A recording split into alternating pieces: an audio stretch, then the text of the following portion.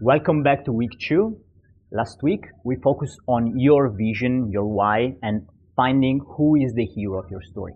This week is all dedicated to the character of the guide, who, spoiler alert, is you.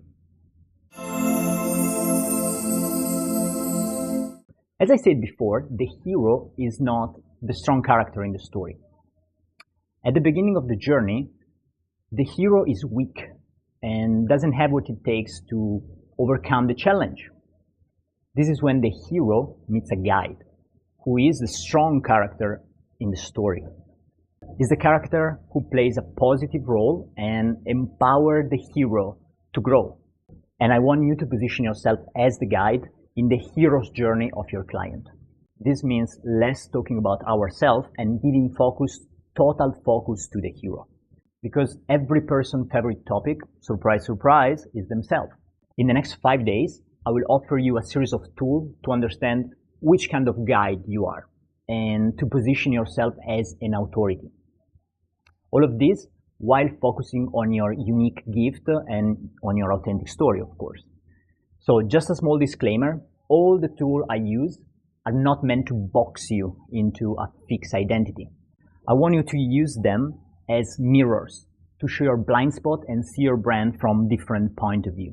The first tool I want to introduce is a test to find which brand archetype you resonate with the most. So humans use stories for thousands of years to share wisdom, information, or entertain. And when it comes to entangling the human brain, nothing beats stories. That's how we are wired. And stories are universal. They work in any language without losing their power. And so are archetypes. They're deeply ingrained in the collective unconscious. And so you can see them appear in stories all over the world. In fact, they're the centerpiece of any story that ever been told. At the core, archetypes are just characters, but they come with feelings and emotion pre-installed.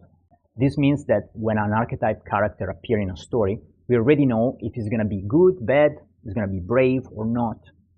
For example, I want you to think about the girl next door. An image probably start to appear in your mind, and you could give her a character.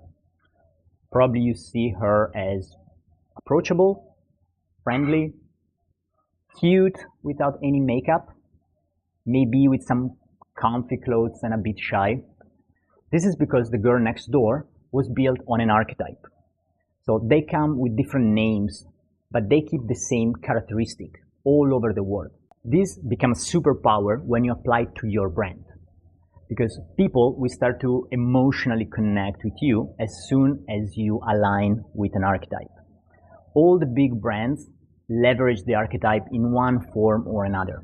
This wheel is an oversimplification how brands use archetypes, but give us an overall idea. Of course, Apple uses the creator archetype, which has as the main value innovation. Harley-Davidson uses the outlaw, the rebel archetype, and the main value is freedom and breaking the norms. As I said, this is an oversimplification. When you're going to take your test, you're going to much deeper. Again, don't let those results box you. Use them as a mirror to let emerge sides of you may not be aware of, or you may be ashamed of. So go ahead and take the test. I already sent it in the link in your email.